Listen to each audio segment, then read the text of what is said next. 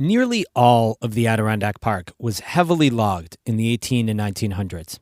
So there are very few stands of old-growth trees. One of the most famous is the pine and red spruce stand deep in the Five Ponds Wilderness south of Cranberry Lake. Another is much more accessible. We experience the awe of being among white pines that are hundreds of years old on today's Story of the Day. Support for Story of the Day comes from Clarkson University, offering over 95 programs of study with campuses in the Hudson Valley, Central, and Northern New York. More at clarkson.edu.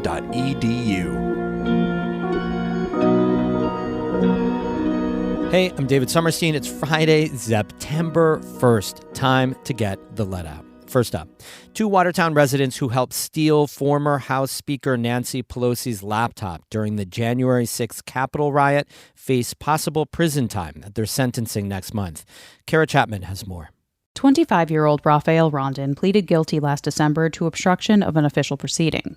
A jury found his mother, 56-year-old Marianne Mooney Rondon, guilty of that charge and aiding and abetting the theft of government property in March. Court documents say the two attended the, quote, Stop the Steal rally on January 6, 2021. It was put on by former President Donald Trump and his supporters after he lost re-election.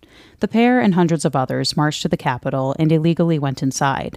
That forced Congress to halt the certification of Joe Biden as winner of the 2020 election. Rondon and Mooney Rondon helped an unidentified male steal a laptop from Pelosi's office suite. They also stole emergency escape hoods kept in the Capitol to protect members of Congress from gas and smoke. The two were arrested several months later. Now, federal prosecutors want them to serve years in prison for their actions on January 6th. In a sentencing memo, prosecutors proposed more than 4 years in prison for Rondon. That's in addition to a 14-month sentence he'll have to serve for possessing an unregistered sawed-off shotgun FBI agents found during their investigation. The government attorneys want Mooney Rondon to serve nearly 4 years, and for each of them to pay $2,000 in restitution for damage to the Capitol. They're asking that Mooney Rondon pay an additional $1,700 for the stolen laptop and escape hoods. Rondon and Mooney Rondon sentencing is currently scheduled for the morning of Tuesday, September 12th. To date, more than 1,100 people have been arrested for crimes related to January 6th. The Department of Justice continues to investigate the insurrection. Kara Chapman, North Country Public Radio. A North Country regional pharmacy is the first drugstore in the country to sell Narcan over the counter. Judy Cowden with Kinney Drugs says the store's location in Clayton made the sale Wednesday morning. Kinney Drugs worked very hard with Emergent Biosolutions to expedite delivery of the product into our distribution center so we could provide overnight delivery of the product to our stores. Narcan is an anti-opioid drug. It's administered as a nasal spray and can stop a potentially deadly overdose. In March, the FDA agreed to let the drug manufacturer Emergent Biosolutions produce the drug for over-the-counter sale. According to the press release, any person of any age is allowed to buy Narcan without having a prescription or presenting an ID. It costs about $45 for 2 doses. The drug will cost the same at other pharmacies and grocery stores like CVS, Walgreens, and Walmart, which will also start carrying it within the next few weeks.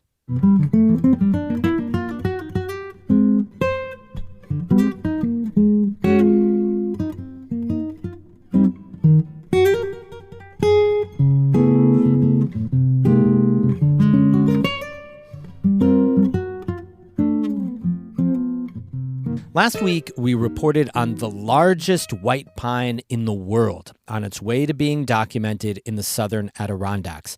It's called Bigfoot, and it was found in a 550-acre-old white pine stand.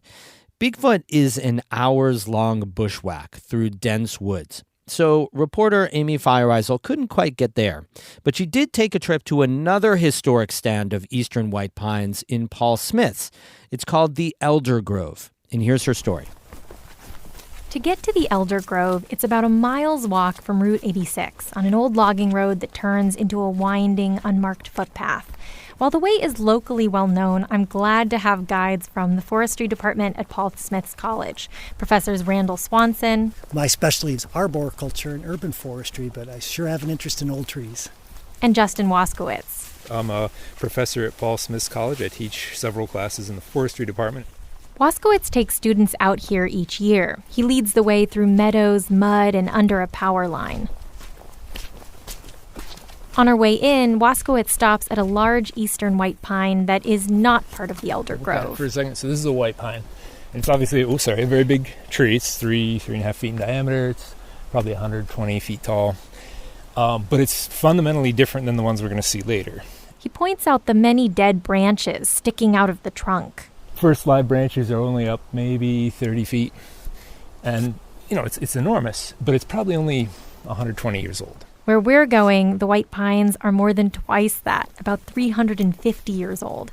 And Waskowitz says they'll look different. We walk over a gentle rise, and the forest changes. We've reached the elder grove. Bringing us to the edge of the grove. And the trees in here were tagged and numbered. And I've got a little kind of hand-drawn map that somebody gave me.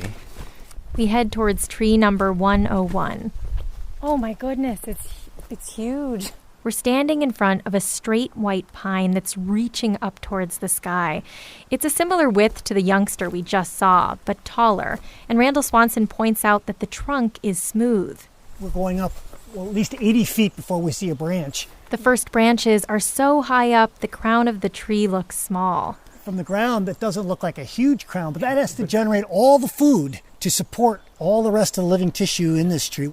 There are about 50 of these ancient eastern white pines here in an 8-acre area.